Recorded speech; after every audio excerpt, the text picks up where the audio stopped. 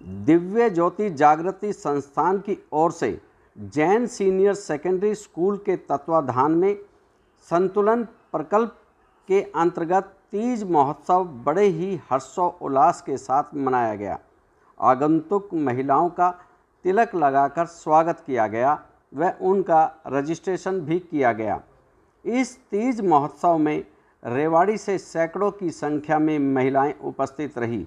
कार्यक्रम में झांसी की रानी, मीराबाई, बसंत लता जैसे अनेक क्रांतिकारी ऐतिहासिक महिलाओं के चरित्र को बालिकाओं के माध्यम से दर्शाया गया।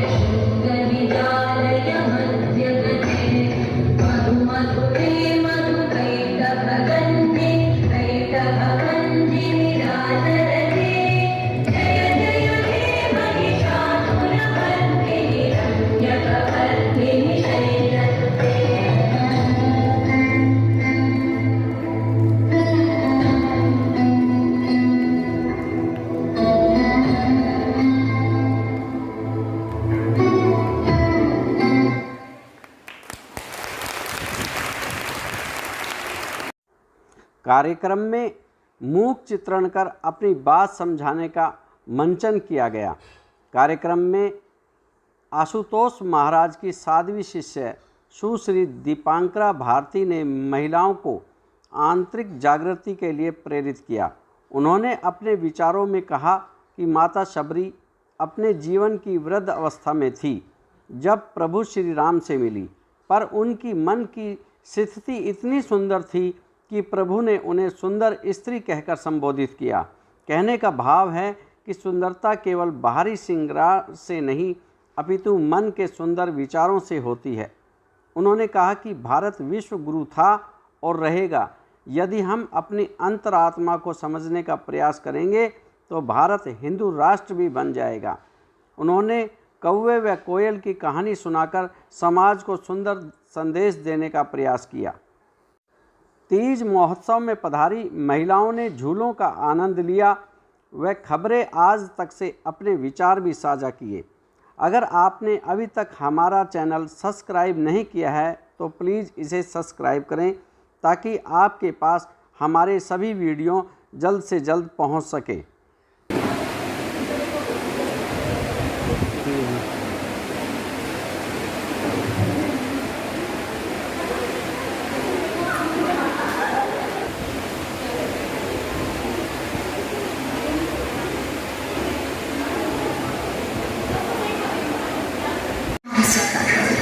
अचानक हुए इस हमले ने सिखों को संभलने का मौका ही नहीं दिया। सिखों ने जी जान से मोर्चा संभालने की कोशिश की, परंतु अफसोस बहुत देर हो चुकी है। इससे पहले कि गुरुदेव की फौज अपनी ढालें संभालती दुश्मनों की तलवारें उनका कत्ले-आम करने लगी। अचानक उठे इस तूफान, बारिश तथा गुप्त अंधेरे में बंदे को बंदा नजर नहीं आ रहा था। कौन किसके साथ लड़ रहा है यह पहचानना मुश्किल हो गया। जब यह अल्लाह की आवाज़ आती तो पता चलता कि कोई मुगल मौत की खाई में गिरा है, और जब सदगुरु कराती हुई आवाज़ आती तो अपने आप ही निर्णय हो जाता। इसी सिख ने शहादत का जाम लिया, पर अफसोस या अल्लाह। यह देख बसंत लता के पूरे शरीर में जैसे बिजली दौड़ गई। उसकी आंखों में खून उतर आया। उसके होते हुए गुरु परिवार किसी अनहोनी घटना का शिकार हो, यह कैसे हो सकता है? मुगलों की गीदड़ वाली पुकार के आगे बसंत लता शेर की तरह दहाड़ उठी। सबसे पहले उसने गुरु माँ की पालकी को अपने सुरक्षित तंत्र में ऐसे कैद किया जिससे पलकों में नाजुक पुतलियाँ सुरक्षित रहती हैं। पालकी की तरफ बढ़ा हुआ हर नापाक मंसूबा बसंत लता की तलवार की भेंट चढ़ने लगा। बसंत लता बड़ी बहादुरी से लड़ रही थी। तब मुगलों ने लौंडी वाली चाल चली। 2-3 टुकड़ियों ने एक साथ बसंत लता के ऊपर हमला करती है। बसंत लता ने अब अपने सिर पर मानो कफन बांध लिया। गुरु कृपा से वह बड़ी फुर्ती व चालाकी से लड़ी, मुगलों को भरमाती हुई गुरु परिवार से काफी दूर ले गई। पर उसे जल्द ही एहसास हो गया कि मुगल तो तूफान की भांति बढ़ते ही जा रहे हैं। इसलिए उसने सोचा कि उनसे लड़ने की बजाय उनके कारण सिर्फ नदी में कूद कर ही पार जाने का रास्ता बाकी बचा था। बसंत लता ही नहीं बल्कि उसके साथ जितने भी सिख योद्धा थे सभी उफनती हुई सरसा नदी में कूद गए। पूरी तरह टला नहीं था, इसलिए माता साहिब कौर ने बसंत लता को आवाज लगाई, बसंत, ओ बसंत, सब कुछ जल्दी जल्दी करो, हमें शीघ्र ही किसी सुरक्षित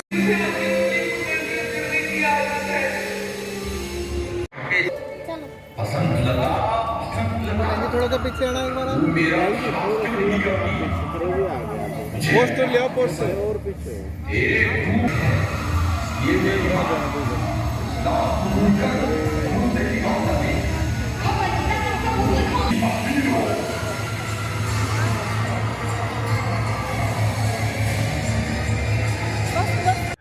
मेरा नाम सुमन है जी। ये जी तीज का प्रोग्राम है आज दिव्य ज्योति जागृति संस्थान की तरफ से। हमारे महाराज जी आशुतोष महाराज जी ये अपना इस हमारा आध्यात्मिक और सामाजिक प्रकल्प चल रहा है। ये हमें बहुत अच्छा लग रहा है, एंजॉय कर रहे हैं सभी। और सारे डांस का प्रोग्राम है, बच्चों का प्ले है, हमें बहुत अच्छा लग रहा है। बहुत ही मेहनत करके बच्चों ने ये प्रोग्राम को वो करा है, बहुत अच्छा लग रहा है। मेरा नाम संतोष यादव।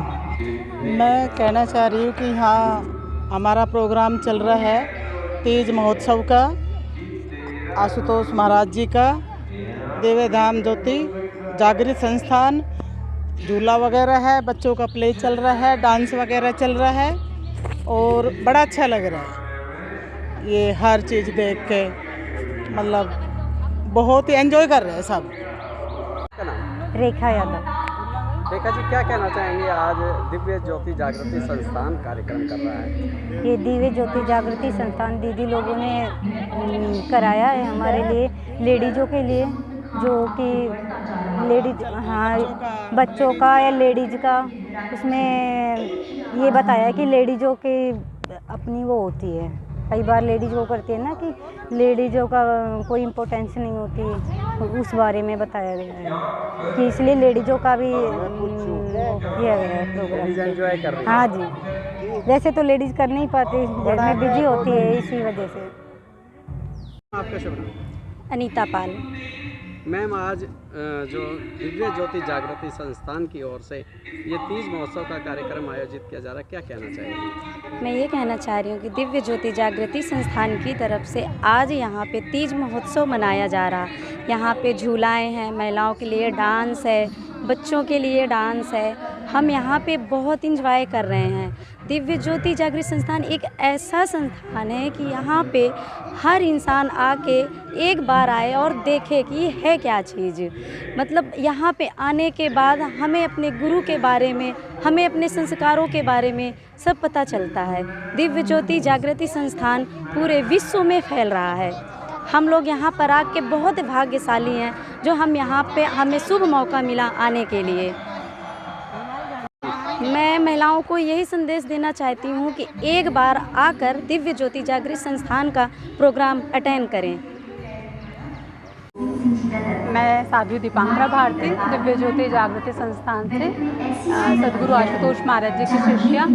आज दिव्य ज्योति जागृति संस्थान की ओर से तीज का कार्यक्रम है, महिलाओं के लिए विशेष ये कार्यक्रम रखा गया है। संस्थान की ओर से एक प्रकल्प चलाया जाता है, हमारा संतुलन लिंग समानता पर एक कार्यक्रम चलाया जाता है। उसी के अंतर्गत ये कार्यक्रम किया गया है तीज उत्सव। इसमें हमने सारी महिलाओं को बुलाया है कि बेसिकली महिलाएँ अपने वास्तविक स्वरूप को जानें, क्योंकि अगर हम समाज की स्थिति देखें तो महिलाओं को मात्र एक सौंदर्य की वस्तु समझ कर रखा है ना, पर महाराज श्री कहते हैं कि महिलाओं का वास्तविक सौंदर्य क्या है। जैसे हमारे समाज में झांसी की रानी हुई, मीराबाई हुई, बेशक वो बाहर से हम नहीं जानते वो किस रूप में थे, बट उनका जो वास्तविक सौंदर्य था, अगर हम आज भी देखें तो इतिहास आज भी उन्हें याद करता है ना। जैसे हम अपने घर में किसी बच्चे का नाम रखना चाहते हैं तो हम शबरी रखते हैं, हम शूर्पणखा नहीं रखते। शूर्पणखा तो बहुत सुंदर थी पर हम शबरी रखते हैं क्योंकि शबरी का आंतरिक हृदय सुंदर था, तभी तो भगवान श्री राम ने कहा था हे सुंदर स्त्री, है ना। ऐसे ही महाराज श्री कहते हैं जब हमारा अंतःकरण सुंदर हो जाता है तो नारी अपने वास्तविक रूप को पहचानती है। नारी के अंदर बहुत पोटेंशियल है ना। समाज में श्री महाराज जी कहते हैं जैसे पुरुष और नारी दोनों मिलकर इस समाज की सृजन करते हैं, वैसे ही नारी अगर जब खड़ी होती है, कहते जब एक नारी खड़ी होती है तो हर जीत बड़ी होती है। जैसे कि रानी केवल अपने महलों तक सीमित नहीं रही, जब उसने तलवार उठाई तो लोगों ने ये कहा खूब लड़ी मर्दानी वो तो झांसी वाली रानी थी। ऐसे ही जब नारी अपने वास्तविक रूप को पहचान लेती है तो हर जीत बड़ी हो जाती है। इसलिए महाराज श्री का यही एक कथन है या महाराज जी का यही एक संकल्प है इस कार्यक्रम को लेकर, इस प्रोजेक्ट को लेकर जो संतुलन हम इस समाज में ले रहे हैं कि आज महिलाओं को या छोटे छोटे बच्चों को गर्भ में मार दिया जाता है कि हमें बेटी नहीं चाहिए, हमें देवी तो चाहिए, हम जब कन्याएं तो चाहिए हमें नवरात्रों में, पर जब वही कन्या देवी रूप में हमारे घर में आती है तो हम पहले उसे गर्भ में मरवा देते हैं। महाराज श्री कहते हैं आप आज अपनी बेटी को घर में स्थान दीजिए, कुछ अच्छे संस्कार दीजिए, फिर देखिए वही झांसी की रानी, वही मीरा आपके घर से भी निकलेगी, आपके घर से भी पैदा होगी। तो एक छोटा सा हमारा भी एक प्रयास था इस तीज प्रोग्राम के तहत कि हम भी महिलाओं को जागृत करें और उनके भीतर की वास्तविक कल्चर। भारत हिंदू राष्ट्र कैसे बनेगा जबकि बहुत सारे साधु तपस्वी इसके लिए प्रयास कर रहे हैं, तो ये किस प्रकार भारत हिंदू राष्ट्र बन पाएगा? भारत हिंदू राष्ट्र था, है और हमेशा रहेगा। बनने तक की जहाँ की बात है तो हिंदू को ही जागृत होना पड़ेगा ना। अगर हम देखें कि वास्तव में हम अपने आज हिंदुत्व को भूल चुका है ना, हम वास्तव में भूल चुके हैं कि क्या है। अगर हम समाज की ओर देखें, हम हिंदुओं को देखें तो हम संगठन में नहीं हैं, है ना। अगर हम पहले द्वापर सतयुग त्रेता में देखें तो सारा हमें ये कहना नहीं पड़ता था कि हिंदू कब जागृत होगा, हिंदू कब समझा। अब आज सब लोगों का ये प्रश्न है कि इतने संत होते हुए, इतना सब कुछ होते हुए वो सब जागृत क्यों नहीं हो पा रहे। कारण ये है, गुरु महाराज जी कहते हैं कि आज एक्सटर्नल प्रयास तो बहुत कुछ हो रहे हैं पर इंटरनल प्रयास कुछ कोई भी नहीं हो रहा है ना। अगर हम एक्सटर्नल शब्द को देखें और उसमें से हम एक्स हटा दें तो क्या होता है, इंटरनल हो जाता है। जब आप इंटरनल प्रयास करेंगे, आंतरिक रूप से कोई नहीं कर रहा। जैसे एक छोटा सा एग्जाम्पल हम ले कि एक बार एक कौवा उकाब राजा चिड़ियाओं के राजा उकाब के पास गया और उसने जाकर कहा कि मैं तो कौवा हूँ, सब मुझे बड़े परेशान करते हैं, मैं खुद बड़ा परेशान रहता हूँ, आप मुझे भी कोयल बना दीजिए ताकि मुझसे भी सब प्रेम करें। तो उकाब ने कहा जाओ आज से मैंने तुम्हें कोयल का पद दिया। तो वो बड़ा खुश हो गया कि मैं तो आज से कोयल बन गया। अब थोड़ी देर बाद वो जब डाल पे जाकर बोलने लगा तो सब उससे फिर नफरत करने लगे, उसे भगाने लगे। तो उसे लगा अब तो मैंने कोयल का पद प्राप्त कर लिया, अब लोग मुझसे घृणा क्यों कर रहे हैं। तो फिर वो राजा को उकाब के पास पहुंचा कि अब क्या ऐसा हो गया। तो राजा उकाब ने कहा मैंने पद दिया था, आत्मा नहीं दी थी। आज कारण यही है, पद तो है पर आत्मा नहीं बदली है। इसलिए महाराज जी कहते हैं इंटरनल चेंज चाहिए। जिस दिन वो चेंज होगा हिंदू राष्ट्र बदलने में देरी नहीं।